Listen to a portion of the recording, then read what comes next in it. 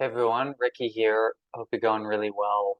I wanted to jump on here and talk about a topic in particular.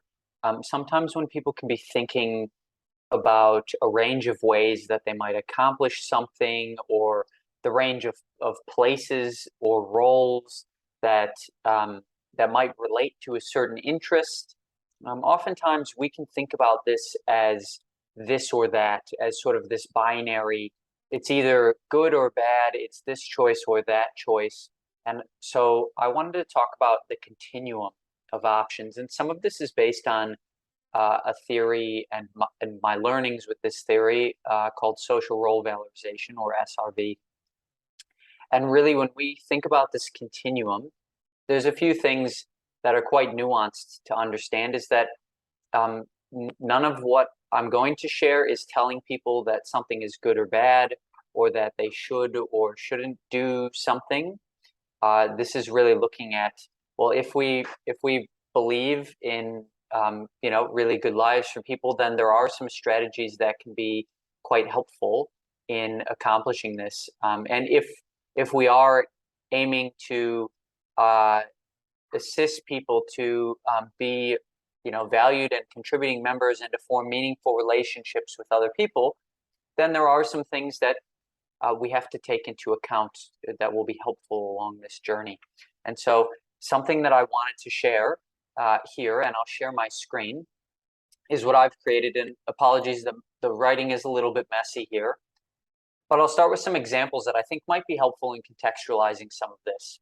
So if you're someone that's looking and thinking about, okay, well, where might someone get a haircut and by whom? And these are the range. I've broken it down into two ways here. So you could start by mind mapping some of this, just drawing a little circle, maybe putting the question in the middle if you like, and then writing out some options. And there might be more. I just put this together quite quickly. And then the other way of, after you've done that, is you could take these options and look at a continuum here.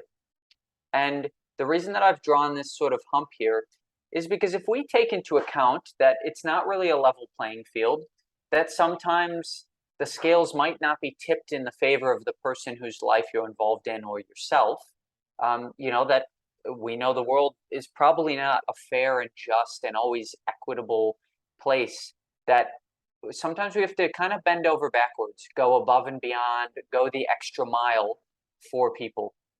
So something that one person could do or get away with, so to speak, might not be something that someone else can, because maybe they're more at risk of, in this case, maybe someone's more at risk of being seen as not having a great image, or not looking after their image extremely well. Maybe they struggle with the remembering to have a shower, and the unkept beard, and sort of dirty hands if they smoke a lot or anything like that. And so you take these things into account. It's not to force someone to go get a haircut, or tell them in a rude way that they look dirty, or stop them from smoking, although obviously that's good, ideal for our health. It's not to, this isn't making someone do anything or saying they must or they have to, or taking away someone's autonomy as an individual. It's really offering if haircuts are an important part of everyone having those, and we all have those in life, then it's about thinking about, well, how often might I go myself? And where might I go do that? And if money is a little tight, how might I still accomplish that? And so here's a few options that have come up with, so people could go to a shelter like a homeless shelter, a charity service. So lots of not-for-profits, Salvation Army, Vinnie's, all these sort of other places do free kind of haircuts. Some people could do it with a support worker at home. So you're paying this person. They might have some skills in that, or maybe they're just trying their hand at it. You might have a family member or a friend who's a stylist or barber, and you might go to a general, barber shop. And up here might be you go to like a celebrity barber that's really sought after. So this is the continuum of kind of like going up in the most value here. And this isn't asking why. So someone might say, oh, well, I struggle with money and I only get so much in my pay. Okay, is it possible that you could save up money for a little bit longer so you can do this? Is it possible that one week or one fortnight you go and get your hair cut? The next fortnight you go and get your beard trimmed or something like that. Is that possible? It's about looking at the range of ways that, we know haircuts are important, and it might seem like a small thing. However, going somewhere that you might know other people and know someone else, such as a barber, if it's in your local area, is really, could be a good step to having that third place and being kind of part of community life. Again, not a big role in people's life. Getting a haircut might be a once every 2 or 3 months thing, so don't make that into too big of a deal. Another thing I thought about is how might you learn guitar or any instrument, really, I guess. And so listed a range of options. So you might teach yourself. You'll play guitar with a support worker on shift. Play guitar at a day service. Sometimes they run small group at a disability segregated day service. You might join group guitar lessons. Sometimes companies, music shops, and other things run small group guitar lessons. Or you might have individual lessons with the guitar teacher. And so then I've put these here again on a continuum. So I've looked over here, that day service option, who are going to be the teachers. Again, you're grouped together, by your impairment. You might not, there might be people with diverse learning needs, so you might not get that individual attention. There's a range of, also where might I or anyone else learn guitar lessons? And generally it's not at sort of a day service. And it might not also be with a support worker on shift, if I'm the person that's helping me with my personal care or keeping my house clean or doing my grocery shopping isn't the person I probably would have, most of us might have teaching us guitar lessons. So it might be self-taught. That does show some competency. Obviously, not everyone has the technology or the drive or skills to teach themselves.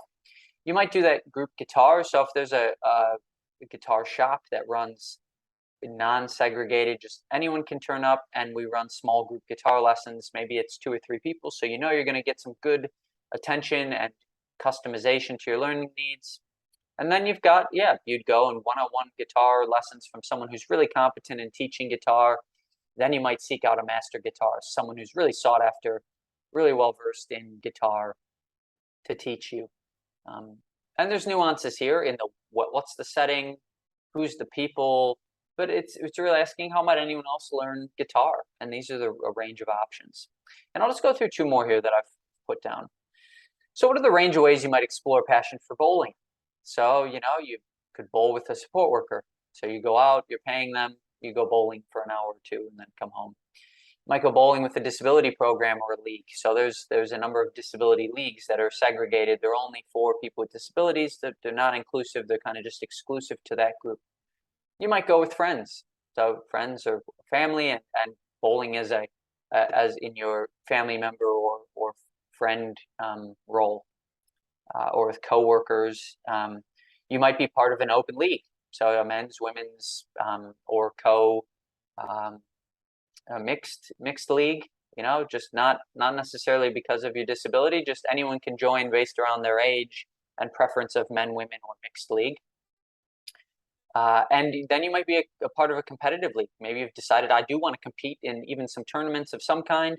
And so then I've put these on the continuum again. So going back to that kind of bending over backwards, if we know that some people might be at risk of, vulnerable from some of their impairments, and they might need extra teaching strategies to really become competent, and they do love bowling, or we know that some people might be vulnerable, from not having a lot of unpaid relationships or friendships, that is something they really desire, then we kind of have to take into account some of that. So it's a bit of this if this, then that. And if someone really loves bowling, then what are the range of ways that any adult might explore that interest? So disability bowling program, kind of going bowling together, part of a day program, or bowling league, disability bowling league, bowling with your support worker. So the grouping is smaller, yet it's still it's a paid relationship there.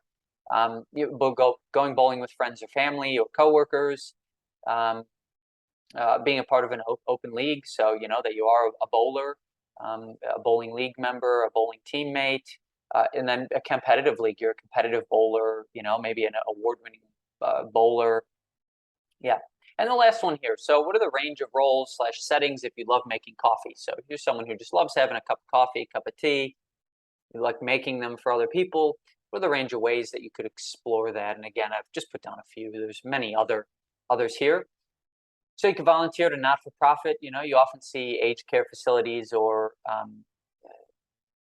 various other not-for-profits looking for volunteers in their cafes. Barista at a cafe, or cafe all-arounder, a coffee maker at a day service, so you'd be the person that makes coffee for other participants or staff, a coffee maker or slash host at home, so if you have a home of your own, and then a student at TAFE, so you might be a student kind of learning the art of hospitality or cafe work, and so then I've put these here on a continuum.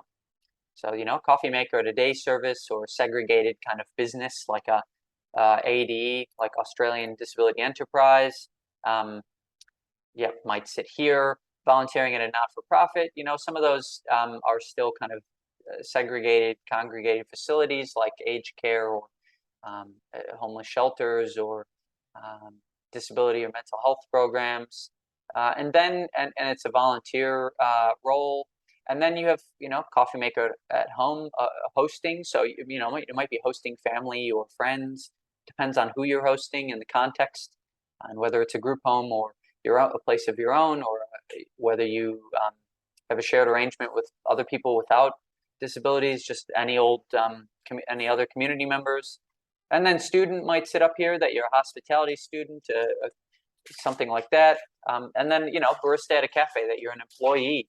And there's other roles there around cafe all-arounder and moving up into management, or that you're a trainer, you teach other people in the workplace. So I hope all of those were really helpful in terms of thinking about it's not this or that. And SRV isn't telling people that they must do anything, that they have to do something, that they have to limit the choices. Actually, as you can see by that, if we look at, well, if we have this interest, then what are the range of ways? Or if we believe in good lives for all people and unpaid relationships, and if we believe that people with disabilities can form meaningful unpaid relationships with a range of people, then there are some really helpful strategies, and there are a range of options. And if we believe that, then thinking typically and valued is quite important for those endeavors. So it's actually expanding that choice rather than limiting this program or that program, this time or that time, this support worker or that one. You're expanding that even larger. So it's actually expanding choice. I hope that's been helpful in terms of, you know, seeing the continuum or mind mapping, and happy to walk anyone through that, take anyone through that sort of stuff if that's helpful. Go well.